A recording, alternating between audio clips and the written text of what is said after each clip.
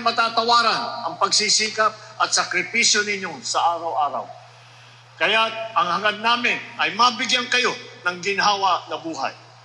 Layunin po na ang DAR sa ilalim ng kanilang tinatawag na split project na iparti-parti sa inyo ang mga collective CLOA na una nang naipagkaloob sa inyo. Sa gayon, magkakaroon na po kayo ng sarili ninyong titulo sa lupang inyong sinasaka sa wakas. Na Republic Act No. 11953, ang tinatawag na New Agrarian Emancipation Act, ang higit na 440 milyong pisong halaga na utang ninyo ng mga ARB dito sa probinsya ng Quezon ay burado na po. Kasama na ang amortisasyon, kasama na ang interest, kasama na ang surcharge. Lalo na dito sa Quezon, nakilala sa mga produkto tulad ng niyog, mais, saging, pinya, kape. Hangad po namin na lalo pang sumigla ang inyong pagsasaka. Ngayong wala na kayong inaalala sa lupang inyong sinasaka. Ito po ay isa lamang sa maraming programa ng ating pamahalaan para sa mga magsasakang Pilipino. Sa ating mga magsasaka, nawa po ay magamit ninyo ang aming handog hindi lamang sa inyong pag-unlad, kundi pati na rin sa pag-asenso ng inyong komunidad at ng probinsya ng Quezon at kasama na rin dyan ang buong Pilipinas.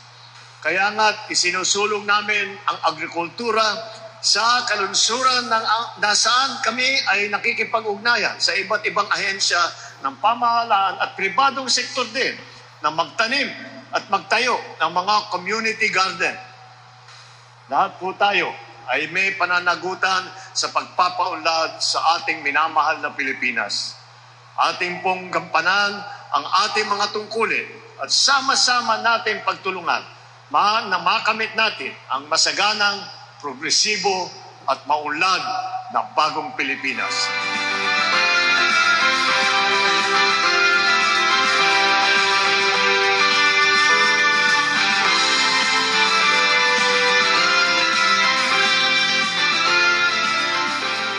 On behalf of more than 2 million Quezonian, Mr. President, kayo po ay aming taos-puso na wini-welcome dito po sa Quezon Convention Center.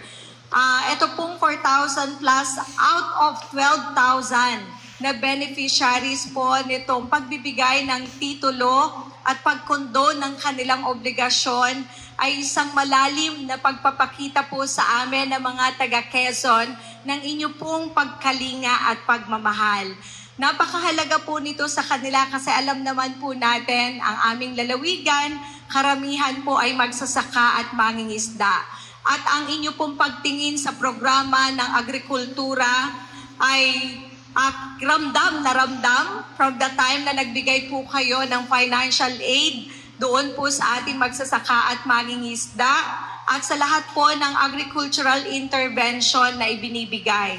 And today, tayo po ay buong pusong nagpapasalamat again na finally, yung bigat na dinadala ng ating pong mga mamamayan sa pagbabayad po at yung pangarap nila na finally magkaroon po sila ng sariling lupa sa pamamagitan po ng pagbibigay po ninyo ng pagpapahalaga sa batas na inyo pong isinulong na mapirmahan ang New Agrarian Emancipation Act.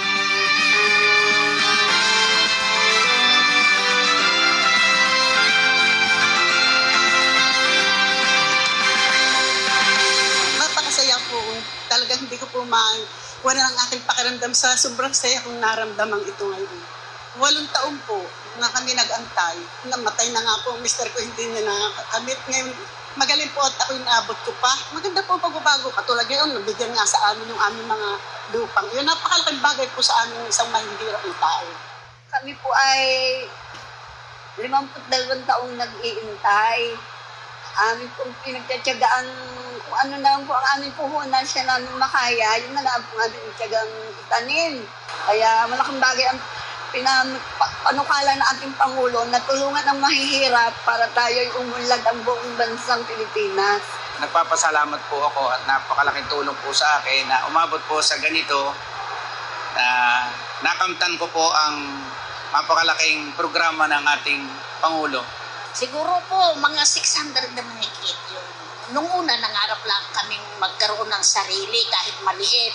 Ngayon, hindi lang tirika ng bahay yung ipinagkaloob niya sa amin. Tapos wala pang utang. Noon ng una, namumroblema ako dahil saan kami kukuha ng ibabayad. Ngayon, dumating na yung talagang papasko sa amin ng mga presidente. Papasko niya sa amin ngayon daw.